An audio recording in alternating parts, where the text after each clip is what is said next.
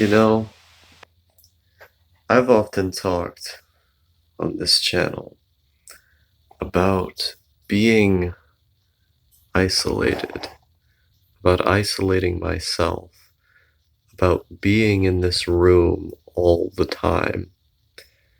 But I think that statement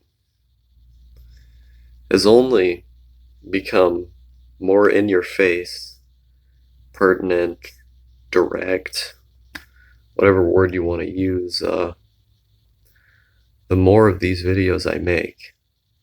Because when I drop 3 videos in a day at different times and then do a live stream in the same day, and I keep doing this all the time, it becomes pretty obvious that this is the only thing that I do. I'm just in here all the time. You can experience it. I'm not just telling you anymore. I'm not just saying it. You're literally experiencing it alongside me. This is what I really loved about Digibro. Digibro After Dark, specifically, before he kind of became a normie and got married and stuff, is that what he would do was that he would constantly be releasing videos every day. He would release, like 5 different videos at different times throughout the day. He would be randomly starting up all of these podcasts with totally random people on totally random channels. There was Digibro content everywhere, all the time. It just inundated you infinitely. It was like an endless flood. And you really got the sense that when this guy talked about the fact that all he did was spend time in his room, and that all he did was stay in his room all the time doing nothing but staying in his room, that it was true. Because you could observe it. You could see, this is what he's been spending his time on.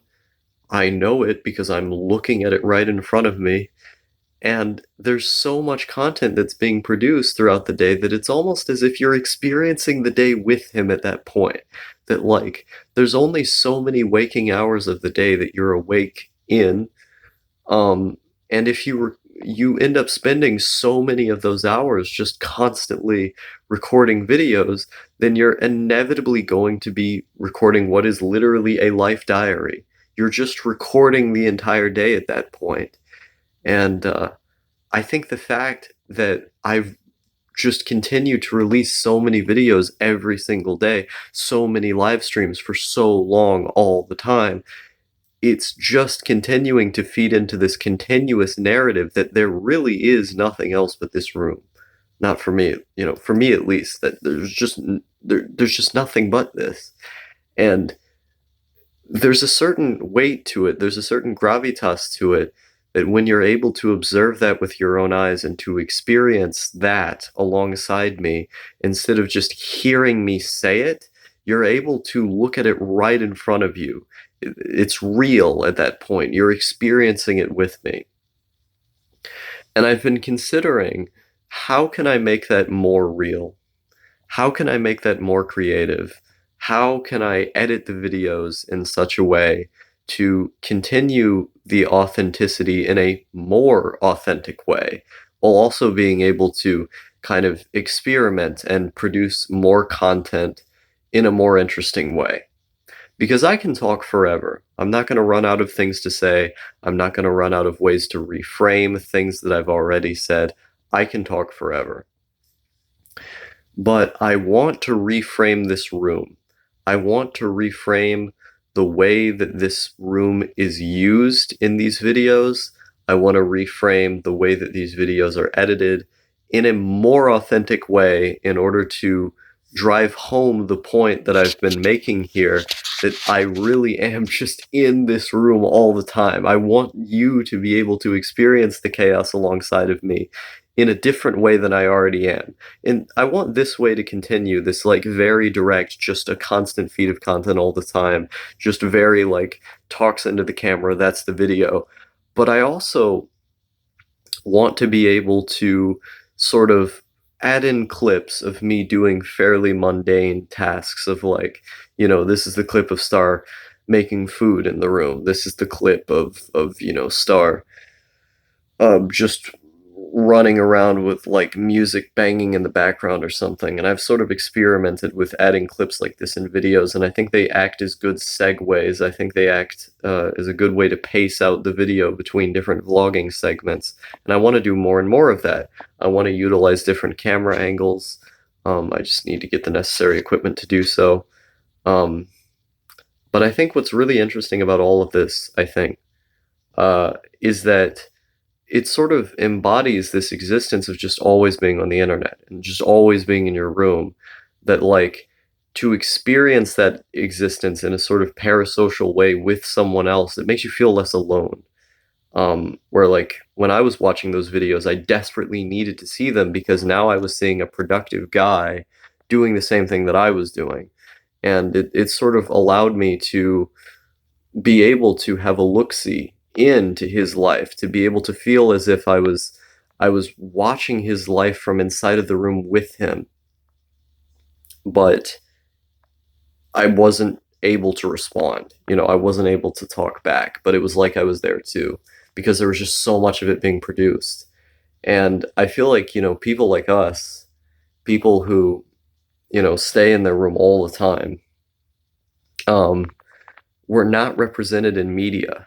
There's not going to be a lot of anime or manga or books or whatever that talks about us, that explains our experience and shows our experience directly.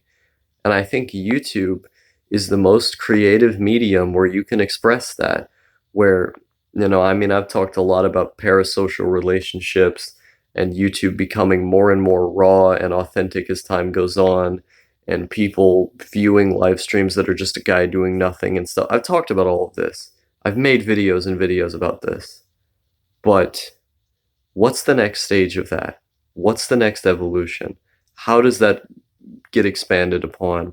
And what does that mean for my channel? That's the real question.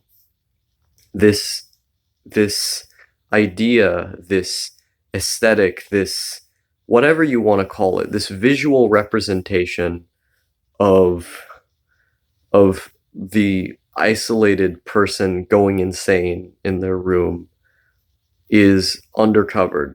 People have not covered it enough. There's not enough people covering it. It's a perspective that exists on image boards, sure, but that medium is in text.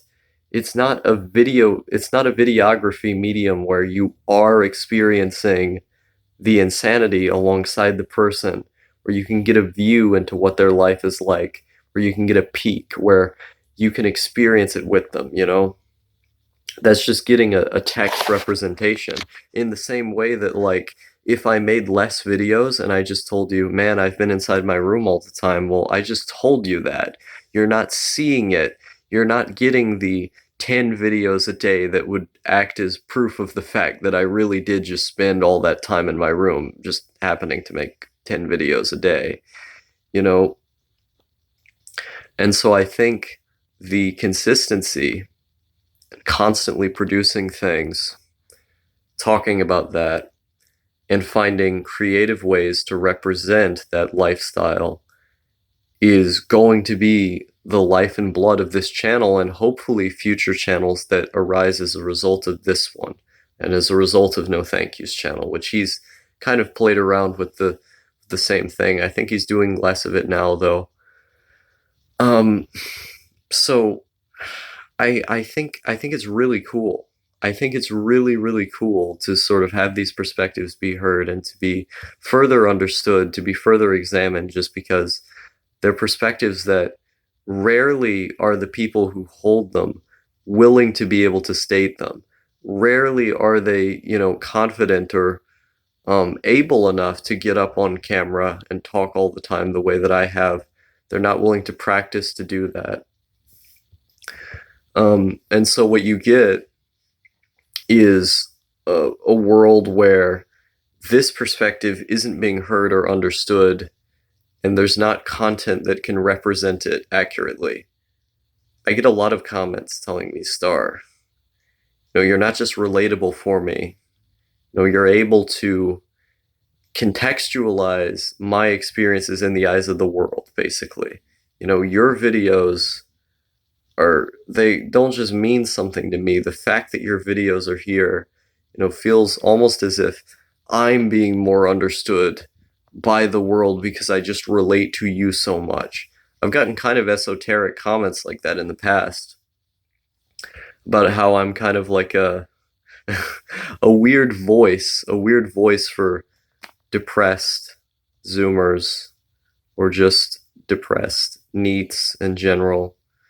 And I think it's because it's this documented life, this this very, in your face, direct, authentic, constant stream of consciousness where that this is what I'm experiencing because all I ever show you is all I ever do, and all I ever do is this. And so you can see it. It's observable. Um, and I think what's special about that, beyond just making it interesting by being able to learn how to talk better, being able to learn how to frame ideas in a more interesting way, beyond, trying to craft the videos in a more interesting way, which is what I want to do to sort of evolve and expand the videos.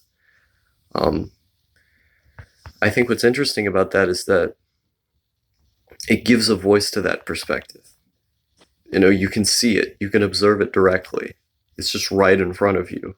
There's no time in which you can say, well, yeah, this was time stamped on this video today, but where's the rest of the proof for it? Like you may believe what I'm saying, but it doesn't matter because you're not experiencing what I'm saying. But when the videos are constantly coming out, you're just experiencing the person who's always on the computer, always on the internet, always in their room. You can directly experience that. So I think that's really special. If you want to get my general stance on sort of the value of these types of videos, I'd recommend you watch the video I did on No Thank You about how, like, I was just talking about how, like, these videos lead to people being understood more.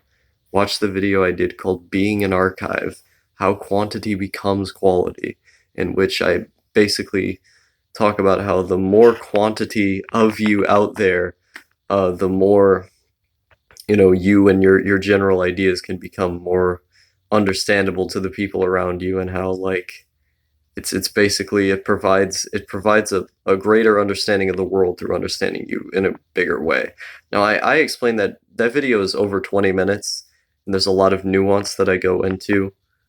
So if you wanna get a broader perspective on why I do so much of this, that video was made when I was like 15, but I still think it's one of the best videos that I've made. That's why I re-uploaded it on the main channel, because it was just a really emotional rant about being an archive, which is what this is.